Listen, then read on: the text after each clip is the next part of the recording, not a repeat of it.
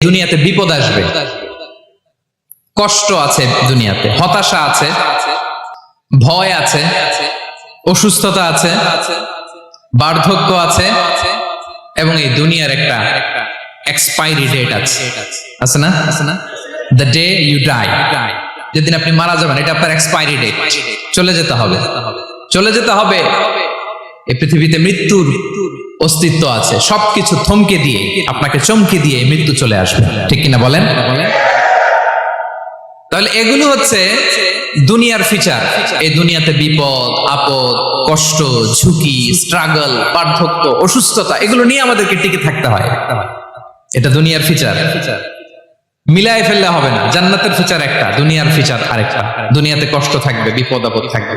এই দুনিয়ার ফিচারটা আল্লাহ তাআলা কোরআনের একটা আয়াতে খুব চমৎকার ভাবে উল্লেখ করেছেন। সেটা দিয়েই আমি আলোচনা শুরু করেছি। আল্লাহ তাআলা ইরশাদ করছেন, ওয়ালা নাবলুওয়ান্নাকুম বিশাইইম মিনাল খাউফি ওয়াল জুই ওয়া নাকসিম মিনাল আমওয়ালি ওয়াল আনফুসি ওয়াস সামারাত ওয়া বাশশিরিস সাবিরিন। আল্লাহ তাআলা বলছেন, অবশ্যই অবশ্যই আমি তোমাদেরকে পরীক্ষা করব, ভয় দিয়ে, ক্ষুধা দিয়ে, সম্পদের ঘাটতি দিয়ে, আতঙ্ক দিয়ে, প্রাণনাশ দিয়ে, ফল ফসলের হানি দিয়ে পরীক্ষা করব। কিন্তু এই পরীক্ষায় যারা উত্তীর্ণ হবে, যারা সবর ইখতিয়ার করবে, ওয়াবাশশিরিস সাবিরিন, ধৈর্যশীলদের জন্যই হচ্ছে সুসংবাদ। আলহামদুলিল্লাহ পড়ে। তাহলে সম্মানিত সুধী, আমরা বুঝতে পারলাম এই পৃথিবীর ফিচার হচ্ছে এখানে বিপদ থাকবে, বিপদ ছাড়া কেউ থাকবে না। স্ট্রাগল থাকবে, কষ্ট থাকবে, ঝুঁকি থাকবে, রিস্ক থাকবে, এবং নানা ধরনের বিপদ আপদ দিয়ে আল্লাহ তাআলা আমাদেরকে পরীক্ষা করবেন। এটা মাস্ট। এটা আমাদের মাইন্ডসেটে নিয়ে নিতে হবে। মাইন্ডসেটে এটা ক্লিয়ার থাকতে হবে। চিরসুখ চিরশান্তি এই দুনিয়াতে মিলবে। কোথায় মিলবে তাহলে এটা? তাহলে বিপদ আসবেই, আপদ আসবেই, পরীক্ষা থাকবেই আমাদের জীবনে। তবে ইন্টারেস্টিংলি মজার বিষয় হচ্ছে, পরীক্ষাটা এক একজনের এক এক রকম। পুরো পৃথিবীটা একটা পরীক্ষা ক্ষেত্র, কিন্তু কারো প্রশ্নপত্রের সাথে কারো প্রশ্নপত্রের কোনো মিল নাই। সুবহানাল্লাহ। আমার পরীক্ষা একরকম, আপনার পরীক্ষা আরেক রকম, ওই ভাইয়ের পরীক্ষা আরেক রকম, ওনারটা আরেক রকম। সবাই পরীক্ষার্থী, সবাই পরীক্ষার্থী, কিন্তু কারো প্রশ্নপত্রের সাথে কারো প্রশ্নপত্রের কোনো মিল নাই। কারোর জন্য পরীক্ষা হচ্ছে সে খুব অসুস্থ, প্রচন্ড অসুস্থতা, তার জন্য পরীক্ষা। ক্যান্সারের রোগী, দুরারোগ্য ব্যাধি, ডক্টর বলছে 4th স্টেজে চলে আসছে, কয়েক মাস বাঁচতে পারে, এটা তার জন্য পরীক্ষা। আবার কারো দেখবেন যে খুব একটা অসুস্থতা নাই, অসুস্থতার ঝামেলা নাই, কিন্তু তার দারিদ্রতা আছে, তার আর্থিক অনটন, এটা তার জন্য পরীক্ষা। আবার কারো দেখবেন অসুস্থতাও নাই, দারিদ্রতাও নাই, তার দাম্পত্য জীবনের সমস্যা আছে না নাই? অনেকের দেখবেন এগুলো কোনোটাই সমস্যা না, তার ছেলে কথা শোনে না, মাদকাসক্ত। মাদকাসক্ত, রিহ্যাবে পাঠায়, আবার আসে, আবার গাঁজা খাওয়া শুরু করে, আছে না নাই বলেন? দেখেন তার পরীক্ষাটা আবার আলাদা। অনেকের দেখবেন মেয়ে বাবার কথা শোনে না। আবার অনেকের দেখবেন যে ব্যবসায় সমস্যা, লসের পর লস, লাভ উঠাতে পারে না।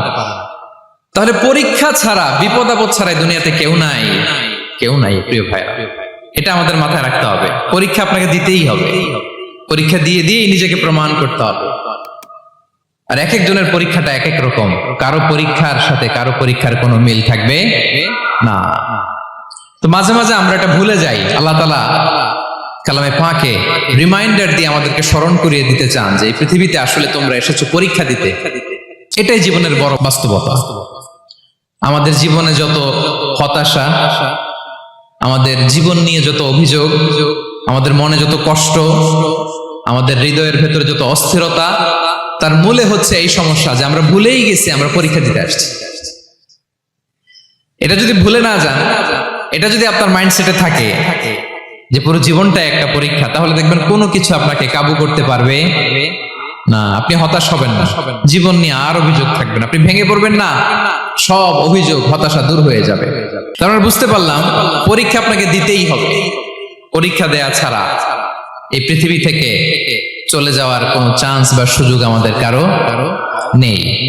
সূরাতুল আনকাবুতে আল্লাহ তাআলা এই কথাটা আরো চমৎকার ভাবে বলেছেন। আল্লাহ তাআলা ইরশাদ করছেন, আহাসিবান নাসু আইয়ুতরাকু আইয়াকুলু আমান্না ওয়া হুম লা ইফতানুন ওয়ালাকাদ ফাতান্নাল্লাযীনা মিন ক্বাবলিহিম ফালা ইয়া'লামান্নাল্লাহুল্লাযীনা সাদাকু ওয়া লা ইয়া'লামান্নাল কাযিবিন।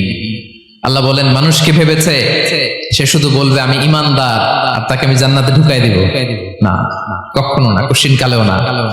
বরং পূর্ববর্তীকালে যারা পৃথিবীতে এসেছিল তাদেরকে আমি পরীক্ষায় নিয়েছি, পরীক্ষা করেছি, এবং তাকেও ঈমানের প্রশ্নে সে সত্যবাদী না মিথ্যাবাদী পরীক্ষা দিয়ে দিয়ে নিজেকে প্রমাণ করতে হবে। ঠিক কিনা বলেন? পরীক্ষা দিয়ে আপনাকে প্রমাণ করতে হবে। এবং এই পরীক্ষার ব্যাপারটা এটা যে শুধু আমরা সাধারণ মানুষ আমাদের জীবনে দুঃখ বিপদ পরীক্ষা এমনটা না। এই পৃথিবীর সবচেয়ে শ্রেষ্ঠ মানুষ যারা ছিলেন তাদেরকে আল্লাহ পরীক্ষা নিয়েছেন। বলেন তো, এই পৃথিবীতে সবচাইতে শ্রেষ্ঠতম মানুষ কারা? সবচাইতে শ্রেষ্ঠ ভালো মানুষ কারা ছিল পৃথিবীতে? বলেন তো, নবীরা। আওয়াজ করে বলেন তো কারা? তো বলেন তো, নবীদের জীবনে পরীক্ষা ছিল কি ছিল না? হ্যাঁ ছিল।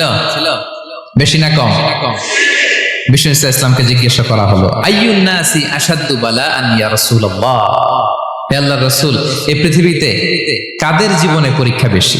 বিষ্ণু ইসলাম বললেন, আল আম্বিয়া, নবীদের জীবনে। আল আম্বিয়া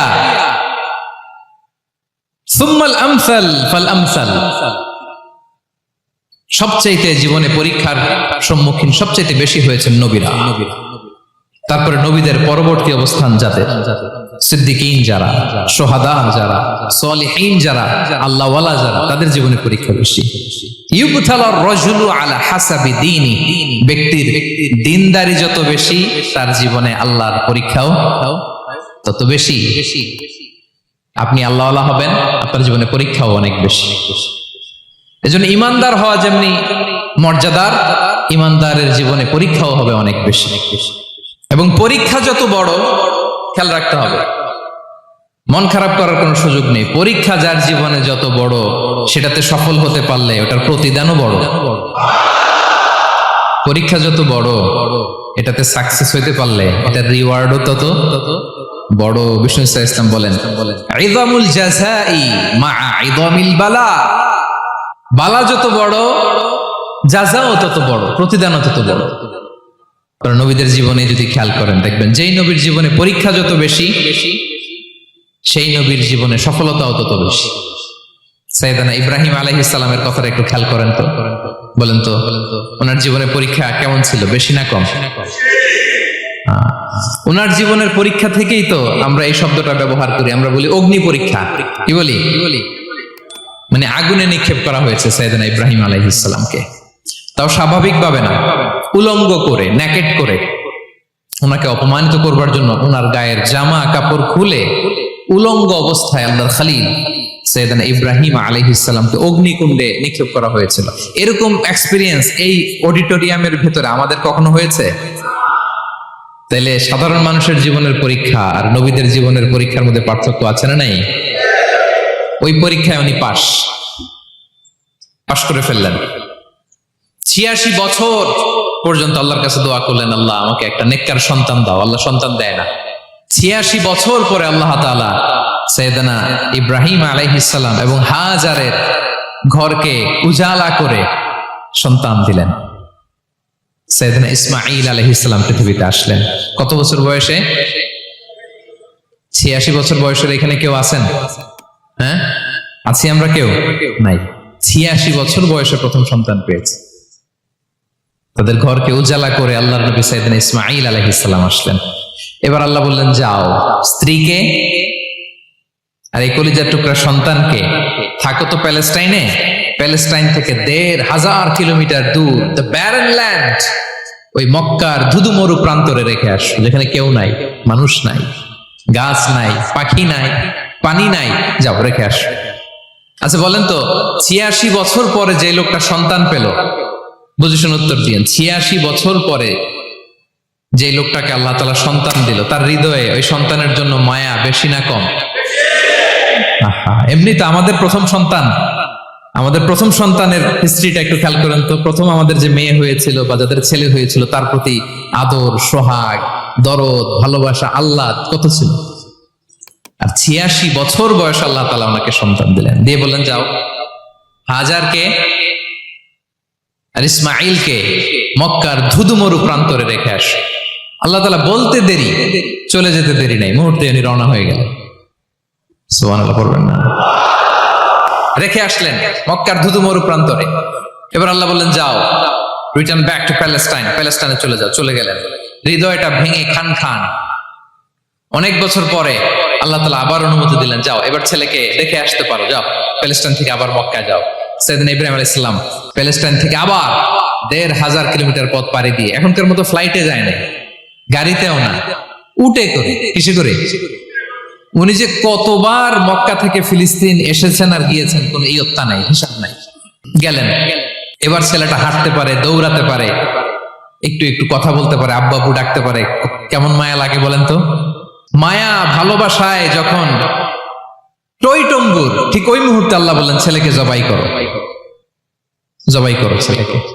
আল্লাহ তাআলা বলতে দেরি করেছেন, আল্লাহর আদেশ পালনে 1 সেকেন্ডও তিনি দেরি করেন নাই। ছুরি চালালেন, জান্নাত থেকে দুম্বা নিয়ে আসা হলো।